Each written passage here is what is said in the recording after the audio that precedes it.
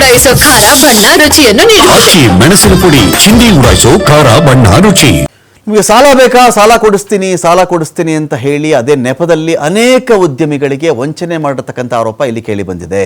ಯಾರು ಇಂಥ ಆರೋಪಿ? ಮಂಗಳೂರಿನ ರೋಷನ್ ಸಲ್ಡಾನಾ. ಇವನು ಈ ಫೋಟೋದಲ್ಲಿ ಕಾಣಿಸ್ತಾ ಇದ್ದಾನಲ್ಲ, ದೊಡ್ಡ ಉದ್ಯಮಿಗಳು, ಅವ್ರ ಬಳಿ ಹಣ ಇರುತ್ತೆ. ನಿಮಗೆ 100 ಕೋಟಿ ಬೇಕಾ, 200 ಕೋಟಿ ಬೇಕಾ, 50 ಕೋಟಿ ಬೇಕಾ, ನಾನು ಲೋನ್ ಕೊಡಿಸ್ತೀನಿ ನಿಮಗೆ ಅಂಥೇಳಿ ಆಸೆ ಹುಟ್ಟಿಸಿ ಅನೇಕ ಉದ್ಯಮಿಗಳಿಗೆ ವಂಚಿಸಿರುವಂಥ ಆರೋಪ ಇವನ ಮೇಲಿದೆ. ಮಂಗಳೂರಿನ ರೋಷನ್ನಿಂದ 200 ಕೋಟಿ ರೂಪಾಯಿಗಿಂತ ಅಧಿಕ ವಂಚನೆ ಆಗಿದೆ ಅಂಥೇಳಿ ಅನೇಕರು ಇದ್ರ ಬಗ್ಗೆ ಆರೋಪ ಮಾಡ್ತಾಯಿದ್ರು. ತಾನು ದೊಡ್ಡ ಉದ್ಯಮಿ ಅಂತ ಬಿಂಬಿಸ್ಕೊಳ್ಬೇಕು ಅಂದರೆ ಮನೆ ಹೆಂಗಿರಬೇಕು, ಅರಮನೆ ಥರ ಇರಬೇಕು. ಅದೇ ಥರ ಅರಮನೆ ಥರ ರೆಡಿ ಮಾಡ್ಕೊಂಡಿದ್ದಾನೆ. ಇದು ಇವನ ಮನೆ. ಈ ರೋಷನ್ ಸಲ್ಡಾನಾ ಅಂತ ನಾವೇನು ಮಾತಾಡ್ತಾ ಇದ್ದೀವಲ್ಲ, ಅದೇ ಉದ್ಯಮಿಯ ಮನೆಯನ್ನು ನೀವು ಸ್ಕ್ರೀನಲ್ಲಿ ನೋಡ್ತಾ ಇದ್ದೀರಾ. ಇಲ್ಲಿ ನೋಡಿ, ಐಷಾರಾಮಿ ಸೋಫಾ ಸೆಟ್ಗಳು ಕಾಣಿಸ್ಕೊಳ್ತಾ ಇದೆ. ಅರಮನೆ ಥರ ಮನೆ ಇದೆ ಇಲ್ಲಿ. ಇಂಥ ಒಂದು ಉದ್ಯಮಿ ಇಂಥ ಮನೆ ಇಟ್ಕೊಂಡಿದ್ದಾಗ ಇವನು ದೊಡ್ಡ ಪ್ರಭಾವಿನೇ ಇರಬೇಕು. 10 ಕೋಟಿನೂ ಕೊಡಿಸ್ತಾನೆ, 20 ಕೋಟಿ ಲೋನ್ ಕೊಡಿಸ್ಬಿಡ್ತಾನೆ ಇವನು ಅಂಥೇಳಿ ನಂಬಿಕೆ ಬರೋ ಥರ ಇರಬೇಕಲ್ಲ.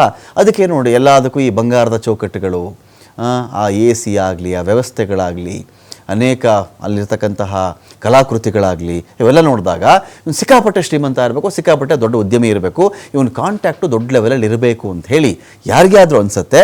ಇದನ್ನೇ ಬಂಡವಾಳ ಮಾಡಿಕೊಂಡಂಥವನು ನಮ್ಮ ರಾಜ್ಯದ ಉದ್ಯಮಿಗಳಿಗೆ, ಹೊರ ರಾಜ್ಯದ ಉದ್ಯಮಿಗಳಿಗೆ ದೊಡ್ಡ ಮಟ್ಟದಲ್ಲಿ ಧೋಖ ಮಾಡಿದ್ದಾನೆ ಅಂತ. ಇವನ ಬಂಗಲೆ, ಇವನ ಜೀವನ ಶೈಲಿ ಇತ್ತಲ್ಲ, ಲೈಫ್ ಸ್ಟೈಲು ನೋಡಿ, ಇವನು ಹಾಕೋ ಬಟ್ಟೆ, ಇವನ ಸೋಫಾಗಳು, ಇವನ ಮಂಚ, ಇವನ ವಾರ್ಡ್ರೋಬ್ಗಳು, ಇದೆಲ್ಲ ನೋಡಿದ ತಕ್ಷಣವೇ ಸಿಕ್ಕಾಪಟ್ಟೆ ಶ್ರೀಮಂತ ಇವನು. ಅಯ್ಯೋ, ಇವನು ಅಪಾಯಿಂಟ್ಮೆಂಟ್ ಸಿಕ್ಕಿದ್ದೆ ನಮ್ಮ ದೊಡ್ಡ ಭಾಗ್ಯ ಏನೋ ಅನ್ನೋ ರೀತಿಯಲ್ಲಿ ಜನ ಫೀಲ್ ಆಗ್ತಾಯಿದ್ರು. ವಂಚಿಸಬೇಕು ಅಂತಾನೆ ಇವನೇನು ಮಾಡಿದ್ದ, ಜೇಮ್ಸ್ ಬಾಂಡ್ ರೀತಿ ಮಾದರಿಯ ಮನೆ ಮಾಡ್ಕೊಂಡಿದ್ದ. ಟಾಯ್ಲೆಟ್ ರೂಮ್ ಅಂತ ಹೋದರೆ ಅದು ಟಾಯ್ಲೆಟ್ ಅಲ್ವೇ ಅಲ್ಲ, ಅದು ಅಂದರೆ ಆ ರೀತಿಯಲ್ಲಿ ಯಾವುದೇನು ಅಂದ್ಕೋತಿರೋ ಅದು ಅಲ್ವೇ ಅಲ್ಲ, ಅದು ಇನ್ನೇನೂ ಆಗಿರ್ತಾಯಿತ್ತು ಅದು ಅಂತ. ಐಷಾರಾಮಿ ಬಂಗಲೆಯಲ್ಲಿ 3 ರಹಸ್ಯ ಮಾರ್ಗಗಳಿದ್ವು. ಪೊಲೀಸರಿಂದ ತಪ್ಪಿಸ್ಕೊಳ್ಬೇಕು ಅಂತಾನೆ ರಹಸ್ಯ ಮಾರ್ಗ ನಿರ್ಮಾಣ ಮಾಡ್ಕೊಂಡಿದ್ದ. ಅಕಸ್ಮಾತ್ ರೈಡ್ ಆಗಿಬಿಡ್ತು, ಪೊಲೀಸ್ ಬಂದುಬಿಟ್ಟಿದ್ದಾರೆ, ಏನೇನು ತಪ್ಪಿಸ್ಕೊಂಡು ಹೋಗಬೇಕು ಅಂದರೆ ಒಂದಲ್ಲ ಅಂತ ಪೊಲೀಸರ ಕಣ್ ತಪ್ಪಿಸುವುದಕ್ಕೆ 3 ದಾರಿ ಇಟ್ಕೊಂಡಿದ್ದ ಇವನು. ವಾರ್ಡ್ರೋಬ್, ಬಾತ್ರೂಮ್ ಮಾದರಿಯ ಎಸ್ಕೇಪ್ ಪಾಯಿಂಟ್ ಇತ್ತು ಇವನಲ್ಲಿ. ವಾರ್ಡ್ರೋಬಿಂದಾನೇ ಎಸ್ಕೇಪ್ ಆಗೋದು. ಅದು ನೋಡೋಕ್ಕದು ವಾರ್ಡ್ರೋಬ್ ಥರ ಕಾಣಿಸೋದು, ಅದು ನೋಡಿದ್ರೆ ಆಚೆಗಡೆಗೆ ಹೋಗುವಂತಹ ಒಂದು ದಾರಿ. ಆಚೆ ಕಡೆಗೆ ನೀವು ಹೋಗಬೇಕು ಅಂದರೆ ಆ ದಾರಿ ಮಾಡ್ಕೊಂಡ್ಬಿಟ್ಟಿದ್ದ ಇವನು ಅಂತ. ಎಸ್ಕೇಪ್ ಪಾಯಿಂಟ್ ಇತ್ತು ಒಂದು ಆ ಥರದ್ದು ಅಂತ. ಕೊನೆಗೆ ಮನೆಯಲ್ಲಿ ಹುಡುಕಾಡಿ ತಡಕಾಡಿ ಇವನನ್ನು ಪತ್ತೆ ಹಚ್ತಾರೆ. ಸೀಕ್ರೆಟ್ ರೂಮಲ್ಲಿ, ಅದರಲ್ಲೂ ಒಂದು ಸೀಕ್ರೆಟ್ ರೂಮ್ ಅಂತೆ, ತಪ್ಪಿಸ್ಕೊಳ್ಳೋಕೆ 3 ದಾರಿ. ಸೀಕ್ರೆಟ್ ರೂಮಲ್ಲಿ ವಿದೇಶಿ ಮಹಿಳೆ ಜೊತೆಯಲ್ಲಿ ಈ ರೋಷನ್ ಪತ್ತೆ ಆಗ್ತಾನೆ. ಆರೋಪಿ ರೋಷನ್ ಸಲ್ಡಾನನನ್ನು ಪೊಲೀಸರು ಅರೆಸ್ಟ್ ಮಾಡಿದ್ದಾರೆ. ಪ್ರಕರಣ ಏನು ಅಂದರೆ ನೋಡಿ, ಆಂಧ್ರದ ಒಬ್ಬ ಟೆಕ್ಸ್ಟೈಲ್ ಉದ್ಯಮಿ, ಬಟ್ಟೆ ಉದ್ಯಮಿಗೆ ವಂಚಿಸಿ ಸಿಕ್ಕಾಕೊಳ್ತಾನೆ ಇವನು. ವಂಚನೆ ಮಾಡಿರ್ತಾನೆ, ಅವ್ರಿಗೆ ಸಿಕ್ಕಾಕೊಂಡಿದ್ದಾನೆ ಇವನು.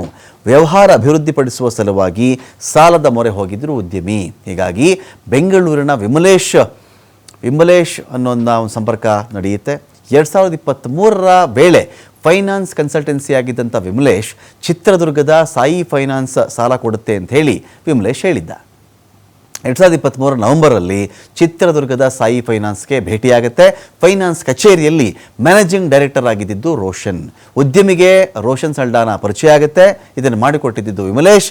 ಆಗ ನಾವು ಸಾಲ ಮಂಜೂರು ಮಾಡಿಕೊಟ್ಬಿಡ್ತೀವಿ, ನಿಮಗೇನು ಸಾಲ ತಾನೇ ಬೇಕು, ನಾವು ಮಂಜೂರು ಮಾಡಿಸ್ಕೊಡ್ತೀವಿ ಅಂತ ರೋಷನ್ ಕಡೆಯಿಂದ ಭರವಸೆ ಇತ್ತು. ಆದರೆ ನೀವು ಸ್ಟ್ಯಾಂಪ್ ಡ್ಯೂಟಿಗೆ ಹಣ ಕೊಡಬೇಕು ಅಂತ ಕೇಳಿದ್ದ. ಒಂದು ಸ್ಟ್ಯಾಂಪ್ ಪೇಪರ್ಗೆ 49,000 ರೂಪಾಯಿ ಆಗುತ್ತೆ ಅಂತ ಹೇಳಿದ್ದ.